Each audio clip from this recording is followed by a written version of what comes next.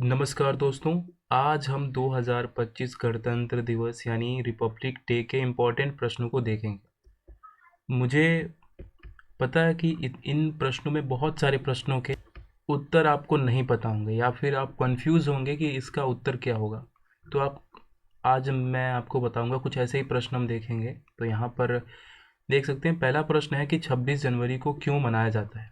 ठीक है। उसके बाद अगला प्रश्न है कि यह किस महत्वपूर्ण घटना का स्मरण करता है। आम तौर पर परेड में मुख्य अतिथि कौन होते हैं, यानी इस बार परेड के मुख्य अतिथि कौन हैं जो 2025 में गणतंत्र दिवस मनाया जा रहा है, इसके मुख्य अतिथि कौन होंगे। फिर अगला है गणतंत्र दिवस परेड के मुख्य तत्व क्या हैं। फिर गणतंत्र दिवस 2025 समारोह का विषय क्या है, ठीक है, इसका थीम क्या है, यह आपको जानना ज़रूरी है। और क्या यह 76वां या 77वां गणतंत्र दिवस है, मतलब ये 76वां है या 77वां है। लोग कंफ्यूज होते हैं कि 76वां है या 77वां है। और भी कुछ प्रश्न हैं, जैसे कि इस दिन जो है गणतंत्र दिवस को मुख्य अतिथि कौन होता है और झंडा वहाँ पे कौन फहराता है, प्रधानमंत्री फहराते हैं या फिर प्रेसिडेंट फहराते हैं, इस बारे में भी लोगों को कन्फ्यूज़न होता है। इसके अलावा हमारा संविधान कब लागू हुआ था, इसे कब बनाया गया था, ये दोनों अलग अलग प्रश्न हैं और इसके अलग अलग उत्तर हैं। पूर्ण स्वराज आंदोलन क्या है, किसने चलाया था। उसके बाद गणतंत्र दिवस की मुख्य परेड कहाँ आयोजित की जाती है, तो आपको पता होगा न्यू दिल्ली में इसको आयोजित किया जाता है। फिर परेड के मुख्य घटक क्या हैं, तो यहाँ पर सैन्य टुकड़ियाँ, सांस्कृतिक कार्यक्रम होते हैं और सैन्य टुकड़ियाँ जो है यहाँ पर प्रदर्शन करती हैं, विभिन्न राज्यों की झांकियाँ निकाली जाती हैं, तो आपको पता होगा। गणतंत्र दिवस परेड में आमतौर पर मुख्य अतिथि कौन होते हैं और इस बार कौन है, ये एक बड़ा विषय है जो मैं आपको इस वीडियो में बताऊँगा। और अगला है 2025 का थीम क्या है। तो ये सारी चीज़ें मैं आपको बताने वाला हूँ आज के इस वीडियो में। तो चलिए बिना किसी देरी के शुरू करते हैं वीडियो और एक एक प्रश्न का उत्तर जानने का प्रयास करते हैं जो आपके नॉलेज के लिए बहुत इंपॉर्टेंट है, ये आपके नॉलेज को बढ़ाएगा। तो चलिए, तो पहला प्रश्न है कि गणतंत्र दिवस 26 जनवरी को ही क्यों मनाया जाता है। ठीक है। तो देखिए, गणतंत्र दिवस 26 जनवरी को इसलिए मनाया जाता है क्योंकि 26 जनवरी 1950 को भारत का संविधान लागू हुआ था और ये सभी को याद रहे कि हम एक स्वतंत्र गणतांत्रिक एक देश हैं, इसलिए इसकी याद में हर साल 26 जनवरी को मनाया जाता है। ये याद रखिएगा कि हमारा संविधान बनकर तैयार हुआ था 26 फरवरी 1949 को, लेकिन लागू हुआ था 26 जनवरी 1950 को। दरअसल हम आज़ाद तो हो गए थे, लेकिन हमारे क्या अधिकार होने चाहिए, हमें हमारे क्या कर्तव्य होने चाहिए, हमें क्या अधिकार मिलेंगे, ये देश कैसे चलेगा, ये सारी चीज़ें तब हुई जब हमारा संविधान बनकर तैयार हुआ। और एक और प्रश्न आता है कि संविधान को लिखा किसने था। तो प्रश्न ये है कि who had written Indian constitution. तो इसका जवाब भी ऐसा ही है जैसा आप सोच रहे हैं कि इंडियन कॉन्स्टिट्यूशन जो है वो बहुत सारे लोगों के द्वारा लिखा गया, जिसमें बी आर अम्बेडकर बहुत प्रमुख हैं, सुरेंद्र नाथ मुखर्जी हैं, बी एन राव हैं। और यहाँ पे जो बी आर अम्बेडकर हैं, इन्हें फादर ऑफ इंडियन कॉन्स्टिट्यूशन कहा जाता है। और क्योंकि ये ड्राफ्टिंग कमेटी के चेयरमैन भी थे और ज़्यादातर कार्य जो कॉन्स्टिट्यूशन में किया है वो doctor B are Ambedkar ji ने ही किया है। तो कॉन्स्टिट्यूशन को ड्राफ्ट करने का काम डॉक्टर बी आर अम्बेडकर ने किया। ज़्यादातर जो काम किया है, मतलब बड़ा पार्ट जो है कॉन्स्टिट्यूशन को बनाने के लिए, ज़्यादातर जो प्रयास किया है वो डॉक्टर बी आर अम्बेडकर ने ही किया है।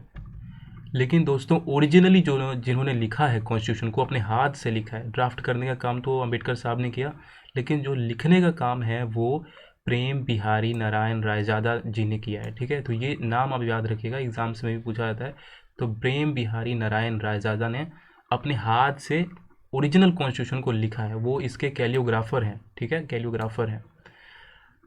तो इन्होंने केवल लिखने का कार्य किया, बाकी ड्राफ्टिंग का काम ड्राफ्टिंग कमेटी ने किया। अगला प्रश्न है कि 26 जनवरी को हमारा जो झंडा है तिरंगा, उसको फहराता कौन है इंडिया गेट पे। एक और यहाँ पे महत्वपूर्ण है, तो 26 जनवरी को कर्तव्य पथ पर भारत का झंडा फहराया जाता है और 15 अगस्त को लाल किला पे झंडा फहराया जाता है प्रधानमंत्री के द्वारा, और 26 जनवरी को प्रेसिडेंट के द्वारा। तो ये भी एक कन्फ्यूज़न रहती है, मुझे भी थोड़ी इसमें थी।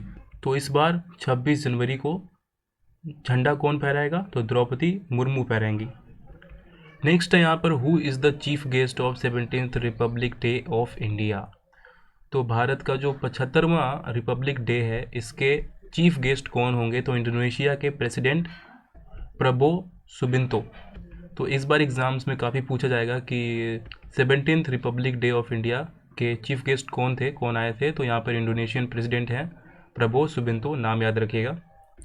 इस बार के रिपब्लिक डे का थीम क्या है, आइए जानते हैं। तो इसका थीम है स्वर्णिम भारत, विकसित और विकास। तो इस बात को याद रखिएगा, स्वर्णिम भारत, विकसित और विकास, इस बार का ये थीम है। अच्छा, ये बताइए कि इस बार का ये जो गणतंत्र दिवस है 2025 का, वो 76वां गणतंत्र दिवस है या 77वां गणतंत्र दिवस है? कमेंट करके बताइए। तो मैं आपको बता दूं कि ये भारत का 76वां गणतंत्र दिवस है, ये ज़रूर याद रखिएगा, बहुत सारे लोगों को नहीं पता होता। आइए कुछ और महत्वपूर्ण यहाँ पर चीज़ों को देख लेते हैं। जैसे भारत के संविधान को बनने में 2 साल 11 महीने और 18 दिन का समय लगा था। यह प्रक्रिया 9 दिसंबर 1946 को शुरू हुई थी। 26 नवंबर 1949 को हमारा संविधान बन गया था, ठीक है। संविधान सभा ने 26 नवंबर 1949 को भारत के संविधान को अपनाया, ठीक है। और यह संविधान 26 जनवरी 1950 को लागू हुआ हमारे देश में। तो ये दोनों ही अलग अलग चीज़ें हैं, अपनाना और लागू करना, ठीक है। तो आइए कुछ और यहाँ पर नीचे बातें हैं जिसको हम देख लेते हैं। संविधान सभा की पहली बैठक 9 दिसंबर 1946 को हुई थी, ठीक है। संविधान सभा में कुल 299 सदस्य थे। संविधान सभा के अध्यक्ष कौन थे? तो डॉक्टर राजेंद्र प्रसाद थे, ओके। अब देखिए, संविधान सभा के सदस्यों ने संविधान के हर अनुच्छेद पर बहस की थी, यानी बहुत लंबे समय तक बहस हुई थी। उसके बाद से हर अनुच्छेद जो है को भारतीय संविधान में लागू किया गया था। संविधान को बनने में कितना खर्च आया होगा? तो यहाँ पर देखिए 64 लाख रुपए का खर्च आया था। आज के ज़माने में आपको कम लग रहे होंगे, लेकिन उस ज़माने में ये बहुत ज़्यादा था। आगे यहाँ पर देखिए, संविधान का मसौदा तैयार करने के लिए डॉक्टर BR अम्बेडकर ने करीब 60 देशों के संविधान का अध्ययन किया था। तो कितनी बड़ी बात है कि डॉक्टर BR अम्बेडकर ने 60 देशों के संविधान का अध्ययन किया था।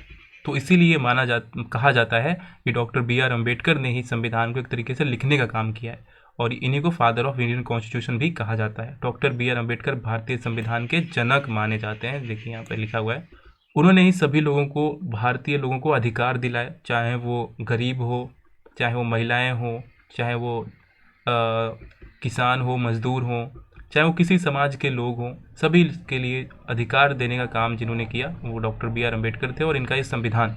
अब देखिए, जो भारतीय संविधान का ओरिजिनल बुक है वो कुछ ऐसा दिखता है। बहुत ही अच्छी तरीके से उस पर डिज़ाइनिंग की गई है और बहुत ही अच्छा दिखता है। यहाँ पर देख सकते हैं, ये ओरिजिनल बुक है।